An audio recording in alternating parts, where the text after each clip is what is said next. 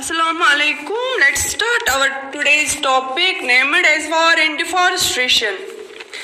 इस टॉपिक में हमें देखना है कि डिफॉरेस्टेशन एंड वॉर के बीच में क्या रिलेशन है। वॉर यानी जंग और deforestation means destruction of forests. तो इस टॉपिक में हम पढ़ेंगे कि फर्स्ट वर्ल्ड वॉर और सेकेंड वर्ल्ड वॉर में क्या इम्पैक्ट पड़ा फॉरेस्ट्स पे। We have to see what global impact these wars had on forests. Deforestation increased during these two wars. For example, in India, working plants were abundant and the forest department cut trees freely to meet British war needs. India जो कि colony थी Britishers की उस वक्त, Britishers ने India के forests को बेहिसाब काटना शुरू किया ताकि उनकी ज़रूरत, लकड़ी की ज़रूरत जो है वो वर्ल्ड वॉर फर्स्ट में जो लकड़ी की ज़रूरत है और सेकेंड वर्ल्ड वॉर तक वो पूरी हो सके। इससे डिफॉरेस्टेशन हो गई ड्यूरिंग फर्स्ट वर्ल्ड वॉर।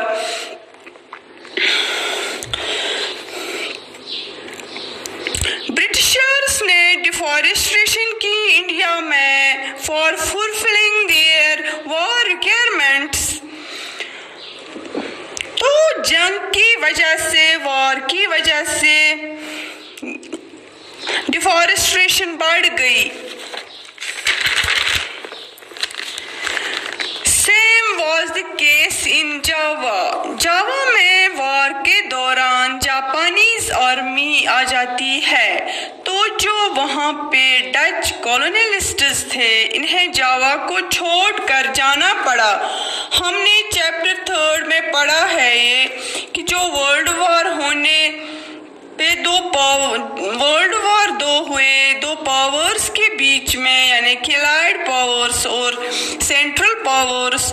तो इस केस में, डच के केस में क्या था, यहाँ जापानीज जो थे वो और जापानीज आर्मी सेंट्रल पावर्स थे और डच क्या था, अलाइड पावर्स। दोनों के दरमियान लड़ाई होती थी। फर्स्ट लड़ाई होती है first and second world war में। They were on opposite side। तो जो वहाँ पे जापानीज आर्मी ने कब्जा किया जावा पे, डच को जावा छोड़कर जाना पड़ा। Then what Dutch did?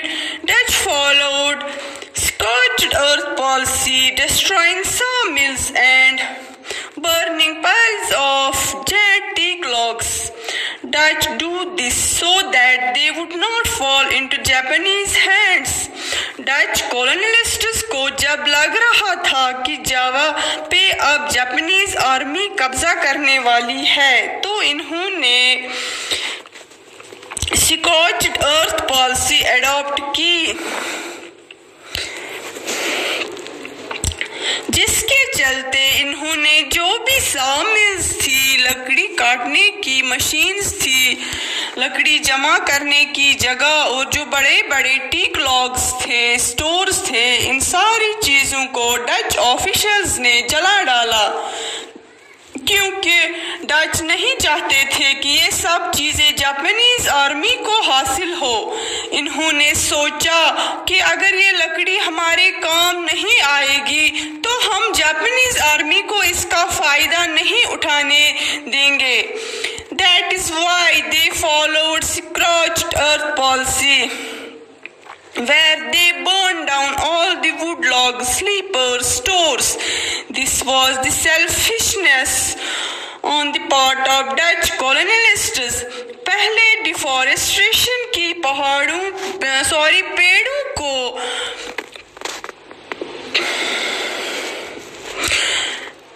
बहुत बड़ी तादाद में पेड़ काट दिए अपने फायदे के लिए और फिर इनको जला डाला ताकि किसी को इनका फायदा नहीं मिल सके। अब जो बचे कुचे पेड़ थे वहां जावा में, इन्हें जापानीज ने अपने फायदे के लिए एक्सप्लॉइट करना शुरू किया। जो इन्हें जापानीज आर्मी ने जवाब किया। जो ही जापानीज आर्मी ने जवाब पे कब्जा किया, इन्होंने भी अपनी वार रिक्वायरमेंट्स को पूरा करने के लिए जावा के फॉरेस्ट्स को कट करना शुरू किया और जावा के विलेजर्स को मजबूर किया उनके लिए लकड़ी काटे। तो आज के टॉपिक में हमने देखा कि वॉर से कैसे डिफॉरेस्टेशन हो गई। This was all for today. See you again tomorrow. Thanks.